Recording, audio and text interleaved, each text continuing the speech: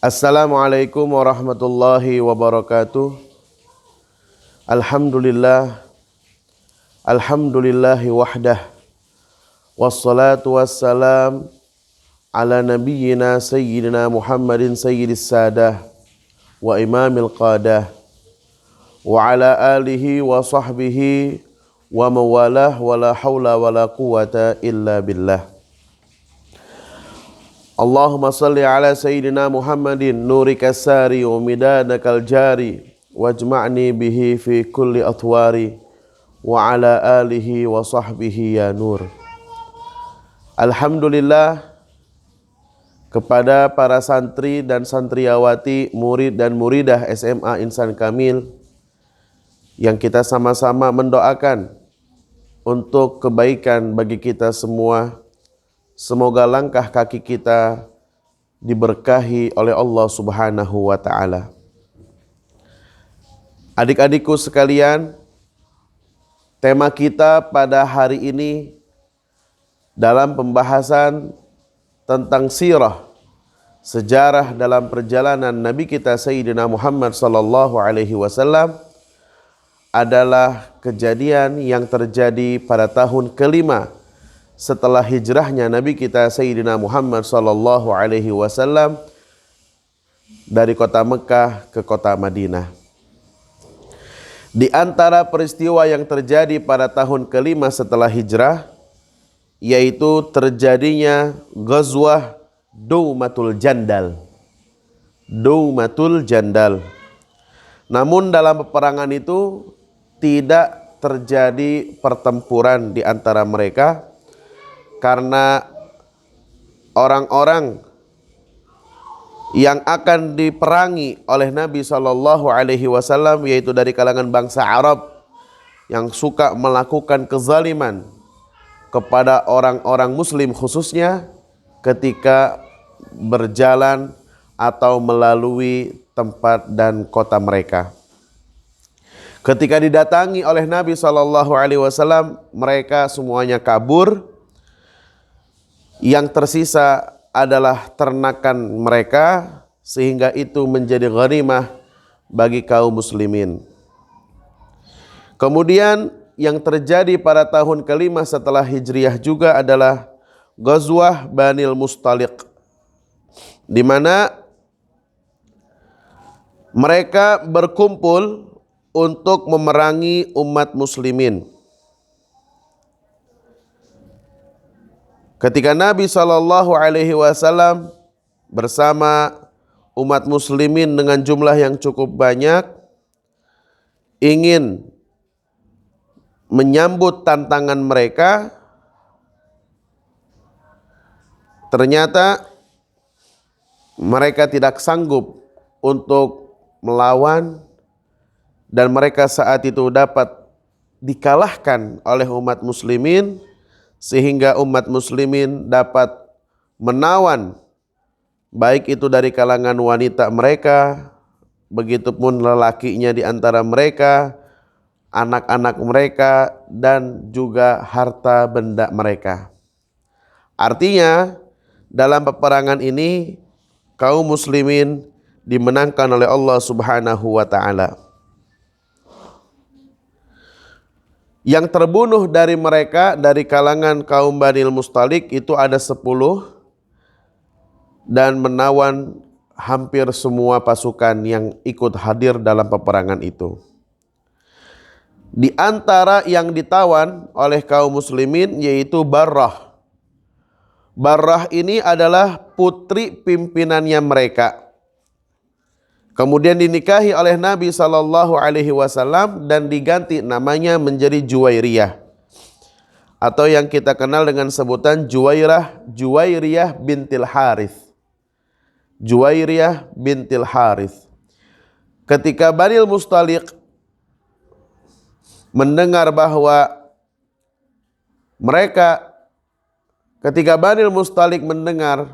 bahwa Nabi Shallallahu Alaihi Wasallam telah menikahi putri dari pimpinan mereka,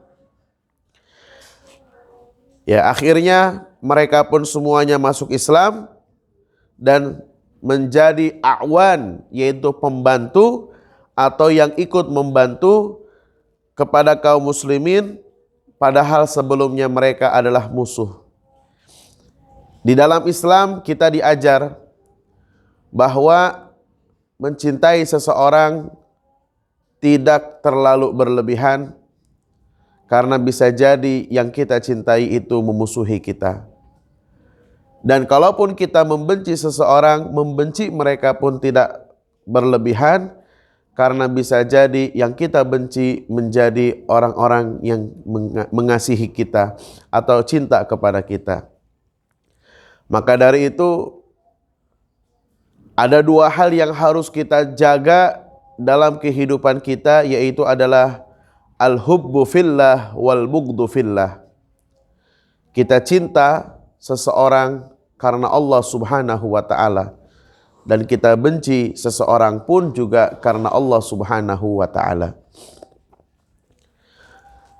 Kemudian pada tahun ini terjadi peristiwa Al-Ifk. Apa itu peristiwa Al-Ifki? Di perang Banil Mustaliq, Nabi SAW keluar, ya, bersama istri-istrinya, termasuk diantaranya adalah Sayyidatina Aisyah dan Ummu Salamah, Sayyidatina Ummi Salamah. Jadi Ummu Salamah ini adalah istrinya Abu Salamah, tapi ketika Abu Salamahnya meninggal dunia, kemudian Ummi Salamah dinikahi oleh Nabi SAW. Jadi Nabi SAW ikut dalam peperangan Ghazwah Banil Mustaliq itu bersama istrinya, yaitu Sayyidatina Aisyah dan Ummi Salamah. Ketika akan kembali pulang bersama pasukan, ternyata Sayyidatina Aisyah radhiyallahu anha sedang tidak ada di dalam panggulannya. Jadi istri-istrinya Nabi itu disiapkan semacam kendaraan, di mana kendaraan itu dipanggul dan dibawa oleh para sahabat, ya, di atas pundak-pundak mereka.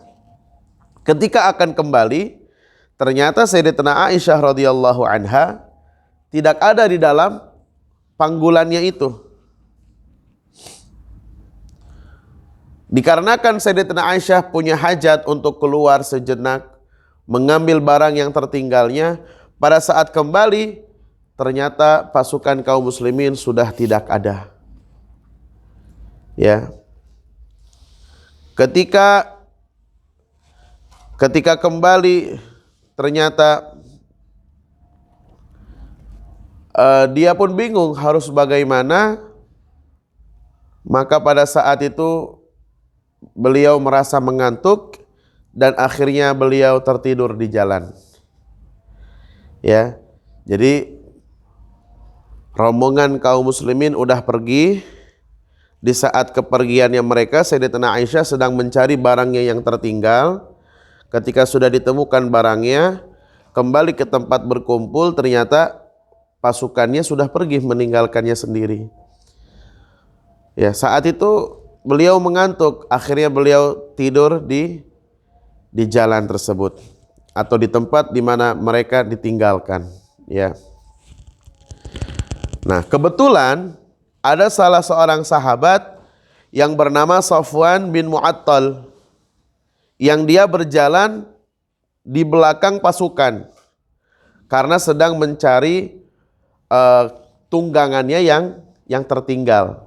Jadi ada kendaraannya, untanya yang juga saat itu kebetulan hilang, maka harus dicari. Maka setelah didapatkan, pada saat kembali ke tempat perkumpulan ternyata udah nggak ada rombongannya itu. Nah, tapi merasa aneh, ini ada siapa wanita yang sedang tidur? Ternyata di situ ada Sayyidatina Aisyah. Ya. Ada Sayyidatina Aisyah radhiyallahu anha yang sedang tidur. Kebetulan emang saat itu beliau sedang sakit. Posisinya sedang dalam keadaan sakit. Tanpa banyak bicara, bahkan sekalimat sepatah kata pun tidak keluar, dari mulutnya Safwan bin Mu'attal, kemudian oleh beliau dinaikkan Sayyidatina Aisyah ini ke atas tunggangannya, dan kemudian menyusul rombongan yang sudah lebih dulu berangkat. Karena kejadian itu, orang-orang munafik membuat kabar berita yang menghebohkan. Yaitu apa? Mereka berkata dengan hal yang tidak baik atas Sayyidatina Aisyah dengan Safwan bin Mu'attal ini.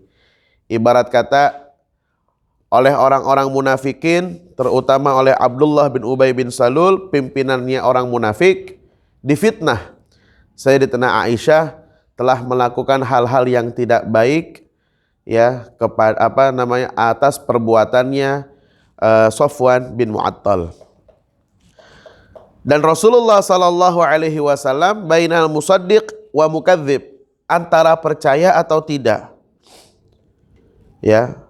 Karena apa? Ini berita sudah tersohor, ini berita telah tersebar bahwa Sayyidatina Aisyah pulang bersama Safwan bin Mu'attal.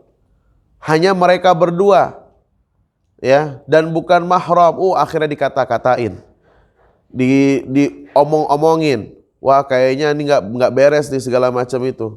Karena ini berita telah tersebar, kerjaan orang-orang munafik yang ingin membuat keributan, kerisuhan di antara kaum muslimin. Nabi SAW antara percaya atau tidak.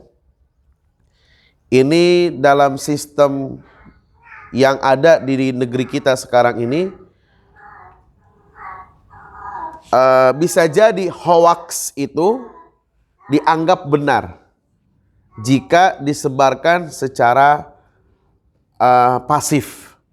Berita yang tidak benar, tapi andaikan disebarkan secara pasif, baik itu oleh media televisi, cetak, ataupun lain sebagainya, diberitakan berita itu dari berita yang hoax, berita yang bohong, tapi karena sudah disebar dan ditayangkan, disampaikan dengan jumlah yang banyak, sehingga kita masyarakat akan menganggap bahwa yang disampaikan itu benar. Kenapa? Karena sudah banyak yang menyampaikannya.